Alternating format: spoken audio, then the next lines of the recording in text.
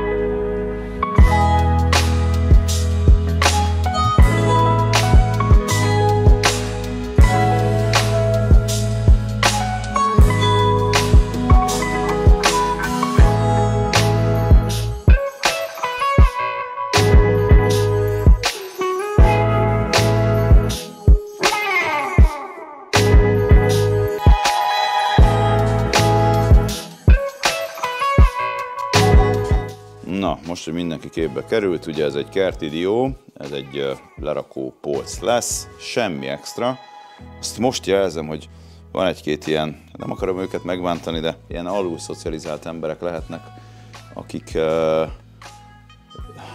és tényleg nem akarok csúnya lenni, de tehát ilyen tüdőmódra viselkednek. Szóval fölszívják magukat, és akkor jön belőlük a szar, milyen kurva lassú vagyok, meg egyebek. Tehát aki nem érti az edukáció lényegét, az menjen és nézzen ilyen smink videókat, vagy mit tudom én, valami balfasságot. Rubio, Pure.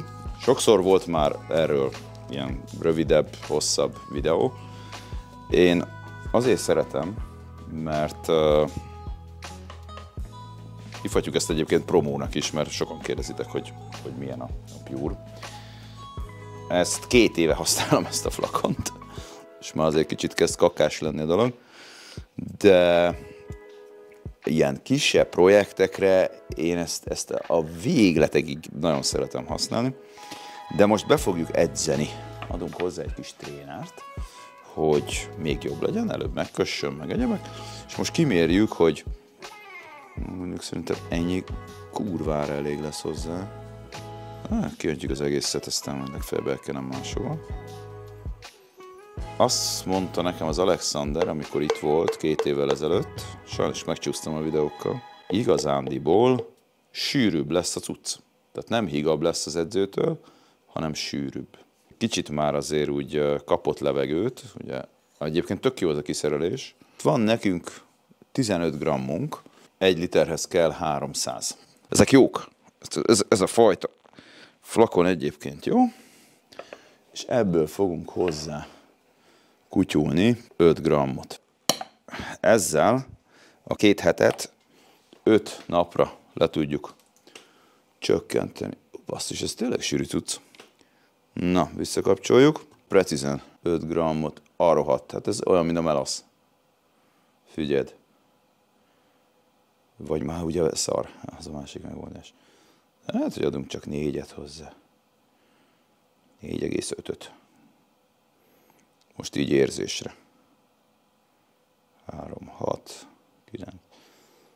Egyik ismerősöm mondta, hogy nem jó ez a mérleg, mert hogy az erőkar miatt nem mindegy, hogy hova rakod a bödönt. Leteszteltem, és gyakorlatilag 1/10 gramm különbség van. Nyilván ez nem egy analitikai mérleg, de például a gyereknek a kúpját, azt igazából ezzel szoktuk kimérni még, amikor kellett ilyen dolog, mert ugye, na mindegy, aki tudja, aki nem, az meg nem. Én itt annyit szoktam csinálni, hogy így 2-t összekötök, kávét is így szoktam egyébként keverni, tehát 2-t rakok így össze, így, és akkor ezzel így megkutyulom, és tényleg nem lesz higabb. Mások elmondása alapján ezzel a vízállósága is lényegesen jobb lesz. Hát itt a cucc. Ez wood prep volt, ez wood preppet kentem ezzel. Nagy reményeim vannak egyébként ezzel a cuccovával kapcsolatban. Remélem, hogy szép lesz. Úgyhogy én most önteni fogom egyébként. Így. És kezdődik a dörzsölés.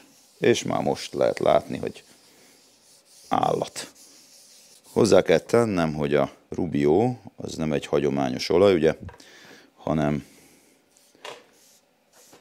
a fának a ligninjéhez köt, tehát nem szívódik be olyan mélyre, és amit itt most láttok fa, az egy kertidió, nagyon régóta őrizgetem, szerintem 8 éve itt van valahol a műhelyben, hát nem is a műhelyben, hanem a fatárolóban, és ebbe raktam gőzölt akác masnikat, bocs, hogy lassan beszélek, de közben meló van, és így gyönyörűen bemasszírozod a cuccost.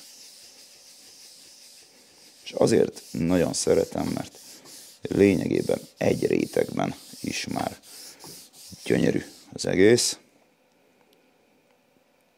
Technológiáját tekintve én mindig azt csinálom, és mindenkinek ezt a módszert javaslom, 80-nal felcsiszolod, kijavítod a hibákat, hogyha van. Itt azért volt egy kevés, szét volt repedve az egész, tehát ez a fa, ez normál esetben nem nagyon lenne jó semmire, mert egész egyszerűen gyakorlatilag négyzetcentinként van benne valamilyen feszültségfaktor.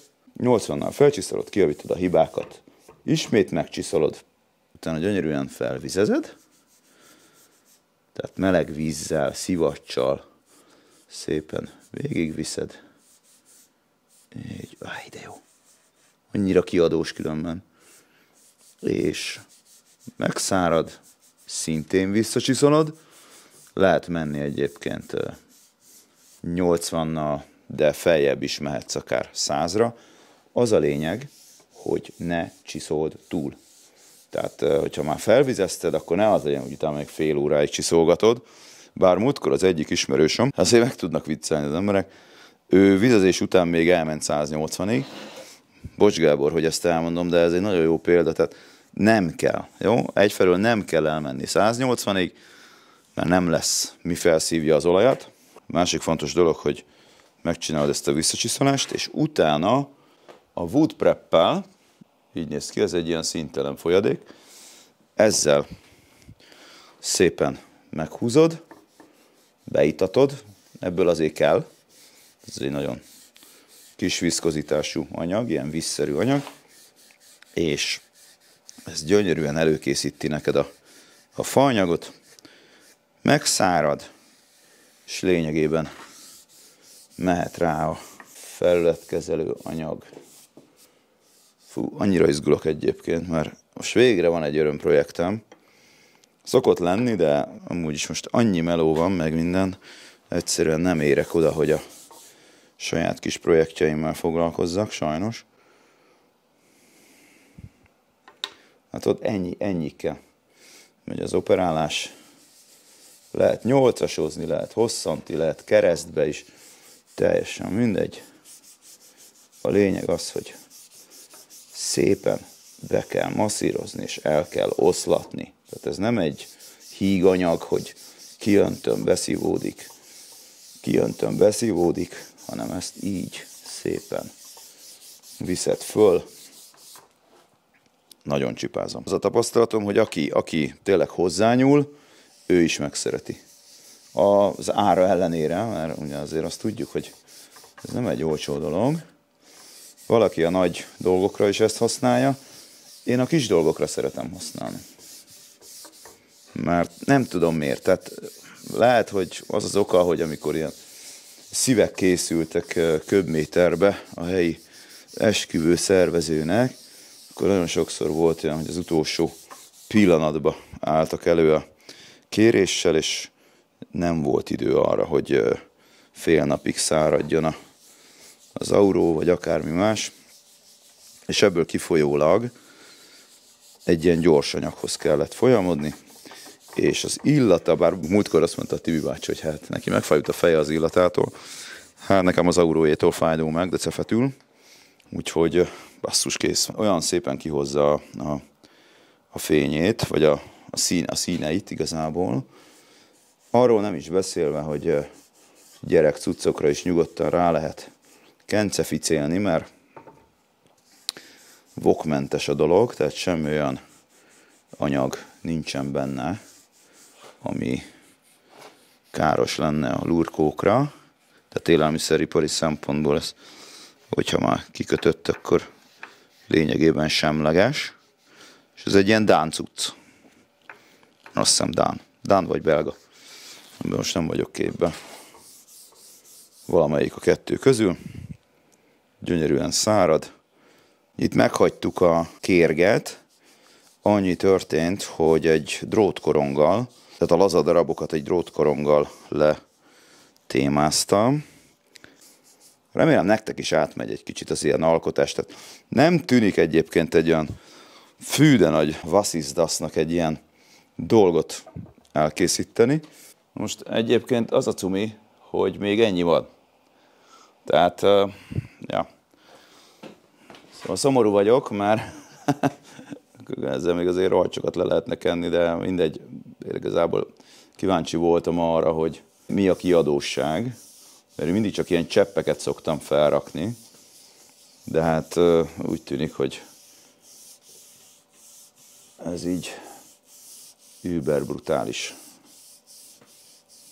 Szóval nem sok kell belőle, nagyon keveset kell felrakni, de nem tudsz eleget letörölni. Tehát ugye ez egy ilyen öreg probléma, hogy visszatörl, és most lehet, hogy itt meg is fog engem majd egy kicsit szólni, hogy miért kenem át még egyszer, de ne vesszen kárba a dolog. Na, bütüket megnézzük. Az azért látszani fog egy részen. Így. És így. Na, és akkor most egy kicsit várunk.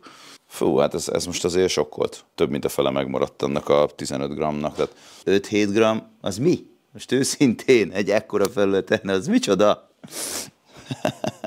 Kicsit vársz, egy 10-15 percet, utána elkezded visszaszedni szálirányba. Ez fontos.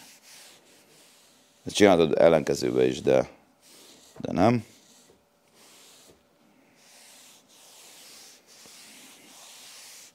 És egyébként annyira szépen feltölti a pórusokat. Így, nézd meg. Nem nagyon jön le róla. Jó, itt óvatosan fordítunk egyet. Megcsináljuk itt ezt a hátulját is. Ez fal felől lesz, ezt csak pókok fogják látni. Igazából ebben előbb tapicskolok, mint az Auróban. Misztikum az egész. Na, ettől félek itt, hogy ez nincs fölcsiszolva, hogy ez lehetséges, hogy egy kicsit ilyen plastikus lesz ez a dolog.